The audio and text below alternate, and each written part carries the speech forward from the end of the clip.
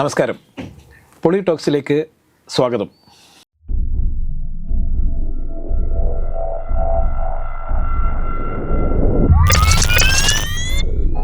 ഈ പൊളി ടോക്സ് എന്ന് പറയുന്നത് ചില ആൾക്കാർ എന്നോട് ചോദിക്കുന്നുണ്ട്, പൊളിഞ്ഞു പോകുന്ന ടോക്സ് ആണോ?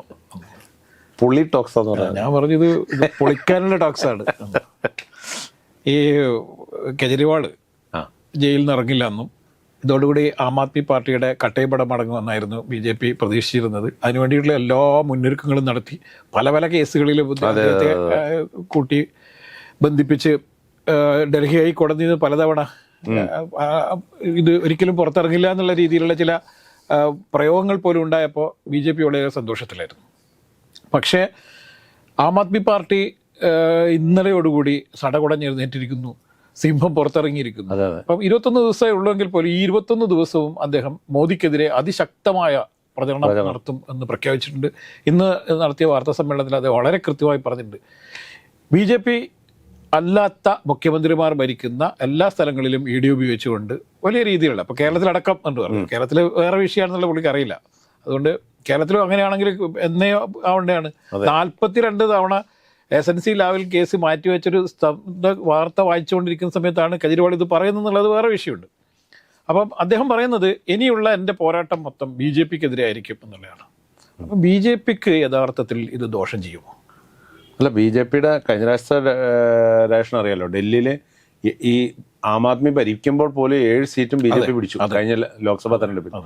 അവിടെയാണ് എനിക്ക് തോന്നുന്നു ആ 7ഉം കെജ്രിവാളിലേക്ക് തിരിച്ചു വരാനുള്ള വലിയ സാധ്യത നിലനിൽക്കുകയാണ്. അങ്ങനെയാണെങ്കിൽ അത് BJPയെ സംബന്ധിച്ചിടത്തോളം വലിയ തിരിച്ചടിയാണ്. കാരണം ഭരണസ്ഥിരാ കേന്ദ്രത്തിലെ 7 പ്രധാനപ്പെട്ട സീറ്റുകളും നഷ്ടപ്പെടുക എന്ന് പറഞ്ഞു കഴിഞ്ഞാൽ BJPക്ക് വലിയ തിരിച്ചടിയാണ്.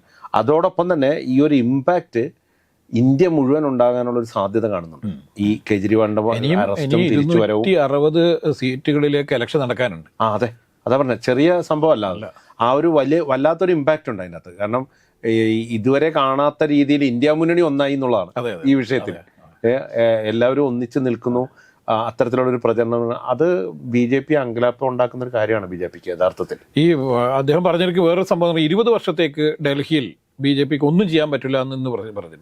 യഥാർത്ഥത്തിൽ ജയിലിലേക്ക് പോയ കെജ്രിവാളിനല്ല, ജയിലിൽ നിന്ന് 50 ദിവസത്തിന് ശേഷം ജയിലിൽ നിന്ന് പുറത്തിറങ്ങി തിഹാർ ജയിൽ പോലെയുള്ള ഒരു ജയിലിൽ, രാജ്യത്തെ തന്നെ ഏറ്റവും കുപ്രസിദ്ധമായ ഒരു ജയിലാണ് ഈ പറയുന്ന തിഹാർ ജയിൽ. ആ തിഹാർ ജയിലിലെ ഓരോ ദിവസത്തെ അനുഭവങ്ങൾ കെജ്രിവാളിനെ വലിയ രീതിയിൽ മാറ്റിയിട്ടുണ്ട് എന്ന് തന്നെ വേണം നമുക്ക് മനസ്സിലാക്കാൻ. അപ്പം ഇത് എല്ലാ പാർട്ടിയും, ഇപ്പോൾ കോൺഗ്രസിനും കുറച്ച് ഊർജ്ജം നൽകിയിട്ടുണ്ട്. മാത്രമല്ല, ഇപ്പോൾ മഹാരാഷ്ട്രയിലേക്ക് ഉരുണ്ടുകൊണ്ടിരിക്കുന്ന വേറെ ചില സഖ്യങ്ങളും ഇപ്പോൾ ശരത് പവാറിനെ പോലെയുള്ള ആളുകൾ കോൺഗ്രസിന് വീണ്ടും ശക്തി പകരാൻ നടത്തുന്ന നീക്കങ്ങളൊക്കെ കൂടുതൽ BJP ആശങ്കയിലാക്കുന്നു എന്നുള്ളതാണ്. മോദിയുടെ കഴിഞ്ഞ കുറച്ച് ദിവസങ്ങളായിട്ടുള്ള പ്രസംഗവും BJP നേതാക്കളുടെ മൊത്തത്തിലുള്ള ബോഡി ലാംഗ്വേജൊക്കെ എവിടെയോ എന്തോ ഭയപ്പെട്ടിട്ടുണ്ട് എന്നുള്ളതാണ്. നാഷണൽ മീഡിയയിലൊക്കെ ഏതാണ്ട് നമ്മൾ നോക്കിയാൽ സൗത്ത് ഇന്ത്യയിൽ മാത്രം ഇന്ത്യ മുന്നണി എന്നുള്ള കണക്കില്ല, LDF UDF ഇന്ത്യ മുന്നണി കണക്ക് കൂട്ടിയാൽ സൗത്ത് ഇന്ത്യയിൽ നിന്ന് മാത്രം ഏതാണ്ട് 50ഓളം സീറ്റ് കിട്ടും നിലവിൽ. 50-ന് മുകളിൽ പോയാൽ ഇപ്പം നമ്മൾ വിചാരിക്കേണ്ടത് കേരളത്തിൽ 20 സീറ്റും ആര് ജയിച്ചാലും ഇന്ത്യ മുന്നണിക്കാണ്. രണ്ടാമത് നമ്മൾ തമിഴ്നാട്ടിലേക്ക് പോകും. തമിഴ്നാട്ടിലും ഏതാണ്ട് ഏറെക്കുറെ നല്ല സീറ്റ് പിടിക്കും. അവിടെയും ഇന്ത്യ മുന്നണി. ഇപ്പം അവിടെ ADMKയും DMKയും വ്യത്യസ്തമായ നിലപാടുകൾ സ്വീകരിക്കുമ്പോഴും ഇന്ത്യ മുന്നണിക്ക് ഒന്നാണ്. അല്ല, അങ്ങനെയാണെങ്കിൽ ഒരു 30-35 സീറ്റ് അവിടെ തന്നെ വരാം. അപ്പം കർണാടകത്തിൽ ഈ പ്രജ്വൽ ഇതുമായി ബന്ധപ്പെട്ടുള്ള ലൈംഗിക വിവാദമൊക്കെ ബന്ധപ്പെട്ട് അവിടെ വലിയ തിരിച്ചടി കിട്ടും. BJPക്ക് ഭയങ്കരമായ തിരിച്ചടി കിട്ടുന്ന ഒരു വിഷയത്തിലൂടെ അവർ കടന്നു പോകുന്നത്. ഇപ്പൊ അവര് എല്ലാ സീറ്റും പിടിച്ചെടുക്കാൻ വേണ്ടിയിട്ടായിരുന്നു JDS ഒരു സഖ്യം ഉണ്ടാക്കിയത് കർണാടകത്തിൽ വലിയ രീതിയിൽ തിരിച്ചു വരാൻ വേണ്ടിയിട്ട്. പക്ഷേ അവിടെ വലിയ രീതിയിൽ തിരിച്ചടി കിട്ടും. ഇപ്പോൾ അവിടെ 28 സീറ്റാണുള്ളത്. 28 സീറ്റിൽ നേരത്തെ പറഞ്ഞിരുന്നത് കോൺഗ്രസിന് ഒരു 12-13 സീറ്റ് കിട്ടും, ബാക്കിയെല്ലാം BJP കൊണ്ടുപോകുന്നുള്ളായിരുന്നു. പക്ഷേ പിന്നീട് സ്ഥിതി മാറുകയും ഇപ്പോൾ 28-ൽ ഏതാണ്ട് 25 സീറ്റും ചിലപ്പോൾ കോൺഗ്രസിന് സഖ്യത്തിന് കിട്ടുന്ന തെലങ്കാനയിലും അതേ അവസ്ഥ. കോൺഗ്രസിന് വലിയ സാധ്യത.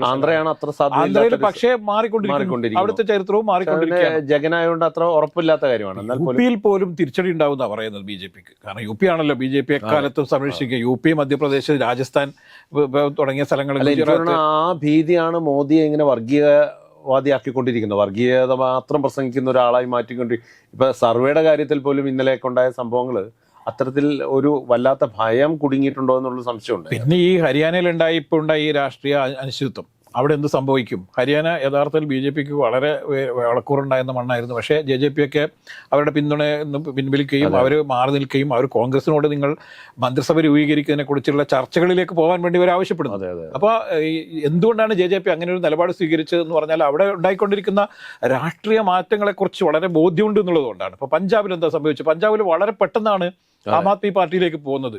BJPയും അകാലിദളുമായിട്ടുണ്ടായിരുന്ന ഈ സർക്കാരിന് എത്ര പെട്ടെന്നാണ് ആളുകൾ ഓടിച്ചിട്ട് വിട്ടത്.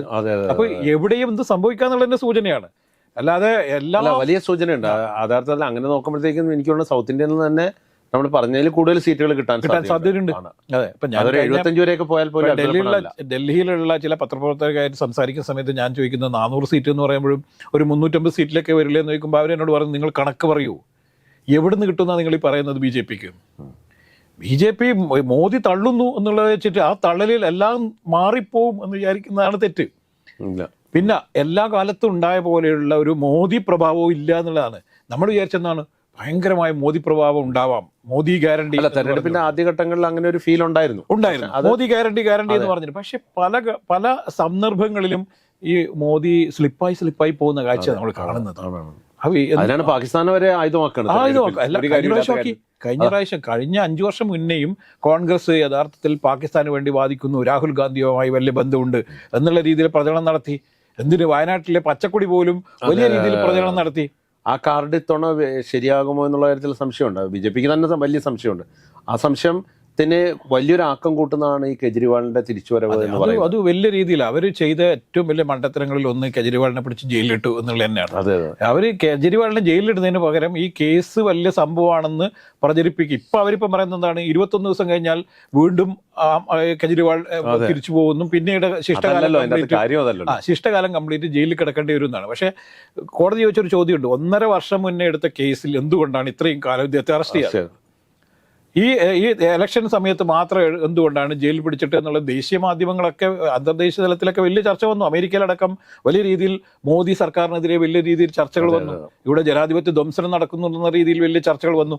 ഇന്നലെ അരവിന്ദ് കെജ്രിവാളിന് ജാമ്യം കിട്ടിയ വാർത്ത പോലും അമേരിക്കയിലും അതുപോലെ തന്നെ US-ലും പിന്നെ ഓസ്ട്രേലിയയിലൊക്കെ വലിയ വാർത്തയാണ്, ജർമ്മനിയിലും ജപ്പാനിലും വലിയ വാർത്തയാണ്. അപ്പം ഈ മോദി എന്തുകൊണ്ടാണ് വോട്ടിൽ കാണുള്ളൂ അവർ കണ്ണു മുഴുവൻ വെക്കുന്നത്, പക്ഷെ ആ വോട്ടിൽ വിള്ളലുണ്ടാകാനുള്ള സാധ്യത ഇപ്പോഴത്തെ ഒരു സാഹചര്യത്തിൽ ഉണ്ട് എന്നാണ് പൊതുവെ പറയപ്പെടുന്നത്. അപ്പോൾ അത് UP-യിലും പ്രതിഫലിക്കാം, UP-യിലെ മധ്യപ്രദേശിലുണ്ടാകാം, ഗുജറാത്തിലും ഉണ്ടാകാം. അത് ഏത് തലത്തിലേക്കും വേണേൽ വളരാം. കാരണം അത്തരത്തിൽ വെറുപ്പിച്ചിട്ടുണ്ട് ഇപ്പോൾ. പുതിയ കാലത്ത് ഷോർട്ട് ടൈമിൽ ഭയങ്കരമായി വെറുപ്പിച്ചു എന്നുള്ളതാണ്. പിന്നെ ഇവർ ഇപ്പം മോദി സർക്കാർ എന്ന് പറഞ്ഞുകൊണ്ടിരുന്നത് മാറി. ഇപ്പൊ BJP സർക്കാർ എന്ന് പറയുന്നു, അല്ലെങ്കിൽ NDA സർക്കാർ എന്ന് പറയുന്നു. കുറെ കാലമായിട്ട് അങ്ങനെ പറയാറുണ്ടായിരുന്നില്ല. ഇവിടെ പിണറായി സർക്കാർ എന്ന് പറയുന്ന പോലെ തന്നെയായിരുന്നു അവിടെ മോദി സർക്കാർ എന്ന് പറഞ്ഞുകൊണ്ടിരുന്നത്. അത് മാറുന്നു. പിന്നെ മോദി എന്നുള്ള പ്രയോഗങ്ങൾ കുറയുന്നു. അപ്പം ഞാൻ ഗ്യാരണ്ടി എന്നാ പുള്ളി പറഞ്ഞുകൊണ്ടിരുന്നത്. ഞാൻ ഗ്യാരണ്ടി, മോദി ഗ്യാരണ്ടി എന്ന് അദ്ദേഹം പറയുന്നത്. ഇപ്പൊ തൃശ്ശൂർ വെച്ചിട്ടാണ് അതിന് തുടക്കം ഇട്ടത്, മോദി ഗ്യാരണ്ടി എന്ന് പറഞ്ഞിട്ട്. പക്ഷെ ഇപ്പൊ അത് മോദി ഗ്യാരണ്ടി കേൾക്കുന്നില്ല. കുറച്ച് ദിവസങ്ങളായിട്ട് മോദി ഗ്യാരണ്ടി കേൾക്കുന്നില്ല. അപ്പൊ അത്തരത്തിൽ വലിയ രീതിയിൽ വർഗീയതയിലേക്ക് പ്രചരണ രംഗം തിരിച്ചുവിടുന്നു എന്ന് തന്നെയാണ് അർത്ഥം. BJP നന്നായി ഭയന്നിട്ടുണ്ട് എന്ന് തന്നെയാണ്. പിന്നെ മാത്രമല്ല, ഇന്റലിജൻസ് റിപ്പോർട്ടും BJPക്ക് വലിയ രീതിയിൽ തിരിച്ചടി ഉണ്ടാവും എന്നുള്ളതാണ്. അതും അവർക്ക് ഭയക്കുന്നുണ്ട്. കാരണം എല്ലാ സംവിധാനങ്ങളെയും, സർക്കാരിൻ്റെ എല്ലാ സംവിധാനങ്ങളെയും ഏജൻസികളെയും ഒക്കെ ഉപയോഗിച്ചുകൊണ്ട് ഇത്തരത്തിൽ വലിയ രീതിയിൽ രാഷ്ട്രീയ എതിരാളികളെ പിന്നെ പല രീതിയിൽ പൂട്ടുന്ന പല പദ്ധതികളും നടപ്പിലാക്കിയെങ്കിൽ പോലും പിന്നെയും ഇവിടെ തിരിച്ച് എന്തൊക്കെയോ സംഭവിച്ചുകൊണ്ടിരിക്കുന്നു, ഏതൊക്കെയോ രീതിയിൽ അടികൾ കിട്ടുന്നു എന്നുള്ളതാണ്. അതിപ്പം കോടതി യഥാർത്ഥത്തിൽ ഇവിടെയാണ് കോടതിയുടെ ഒരു ഇടപെടൽ എന്ന് പറയുന്നത്. നമ്മളിപ്പോൾ വേണമെങ്കിൽ കോടതിയെയും വേണമെങ്കിൽ തെറ്റിദ്ധരിപ്പിക്കാമായിരുന്നു, അല്ലെങ്കിൽ കോടതിയിൽ പലതവണ തെറ്റിദ്ധരിപ്പിക്കാൻ വേണ്ടി ശ്രമിച്ചിട്ടുണ്ട്. എന്നിട്ട് പോലും കോടതി ഒരാൾക്ക് കൊടുക്കേണ്ട ജനാധിപത്യ മര്യാദ എന്ന് പറയുന്ന സംഭവമുണ്ട്. ജനാധിപത്യം നിലനിൽക്കുക എന്നുള്ളതിന് വേണ്ടി കോടതിയിൽ ഇടപെടേണ്ടി വന്നു. കോടതി വളരെ വ്യക്തമായി പറയുകയും ചെയ്തു, നിങ്ങൾ എന്തുകൊണ്ടാണ് ഇത്തരത്തിലുള്ള നിലപാട് സ്വീകരിക്കുന്നത് എന്ന് ചോദിക്കുമ്പോൾ ഉത്തരവില്ലാത്ത അവസ്ഥയാണ്. അദ്ദേഹം കേസിൽ പ്രതിയാണോ എന്നുള്ളത് കണ്ടെത്തി ശിക്ഷിച്ചല്ല, ഇപ്പോഴും കേസിൽ പ്രതിയായിട്ട് ശിക്ഷിച്ചല്ല. അങ്ങനെയാണെങ്കിൽ ഓക്കെ പറയാം.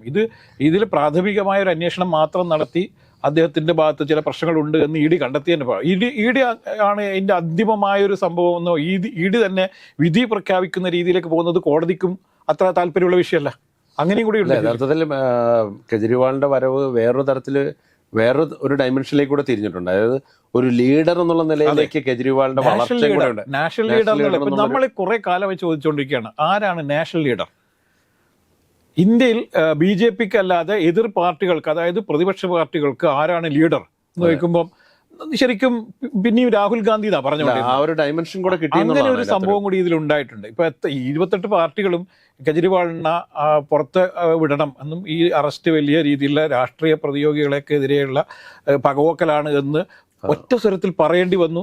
ഇദ്ദേഹം പുറത്തിറങ്ങിയതിൽ വലിയ ആശ്വാസമുണ്ട് എന്ന് ഒറ്റക്കെട്ടായി പറയേണ്ടി വന്നു. അത്തരത്തിലുള്ള ഒരു നീക്കം ഉണ്ടായാലും അത്ഭുതപ്പെടാനൊന്നുമില്ല. അതെ, അങ്ങനെ ചിലപ്പോൾ നീക്കങ്ങൾ ഉണ്ടായേക്കാം.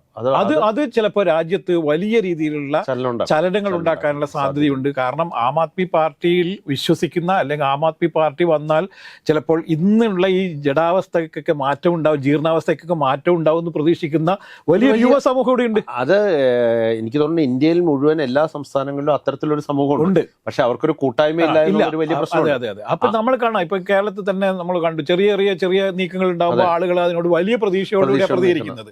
ഇതെല്ലാ സ്റ്റേറ്റിലുണ്ട്. അതുകൊണ്ടാണ് ഒറ്റയടിക്ക് പഞ്ചാബിലൊക്കെ മാറ്റാൻ കഴിയും. ഇപ്പം ഒന്ന് നോക്കൂ, ഇനിയിപ്പം ഹരിയാനയിലെ ഇലക്ഷൻ വരുമ്പോൾ എന്തായിരിക്കും സ്ഥിതി? അവിടെ ആം ആദ്മി പാർട്ടി കോൺഗ്രസ് സഖ്യം അധികാരത്തിൽ വരും, മറ്റ് പല സ്ഥലങ്ങളിലും വരും. എന്തിന് ഗുജറാത്തിൽ പോലും വളരെ പെട്ടെന്ന് ആം ആദ്മി പാർട്ടി വളരുന്ന ഒരു സാഹചര്യമുണ്ട്. ഇതൊക്കെയാണ് മോദി ഭയക്കുന്നത്, അല്ലെങ്കിൽ BJP ഭയക്കുന്നത്. ഒരു ചാൻസ് കൂടി കിട്ടിക്കഴിഞ്ഞാൽ എല്ലാവരെയും തകർക്കാമെന്നാണ് മോദി വിചാരിക്കുന്നത്. അപ്പോൾ അങ്ങനെ ഒരു ചാൻസ് കൊടുക്കാതിരിക്കാൻ വേണ്ടിയിട്ട് ജനാധിപത്യത്തിൽ വിശ്വസിക്കുന്ന, മതേതരത്തിൽ വിശ്വസിക്കുന്ന, ഈ ഫെഡറലിസത്തിൽ വിശ്വസിക്കുന്ന ആളുകൾ വോട്ട് ചെയ്യും. അടുത്ത തെരഞ്ഞെടുപ്പിൽ അടുത്ത ബാക്കിയുള്ള തെരഞ്ഞെടുപ്പ് ഘട്ടങ്ങളിൽ അത് വല്ലാണ്ട് പ്രതിഫലിക്കും തന്നെയാണ് എനിക്കും തോന്നുന്നത്.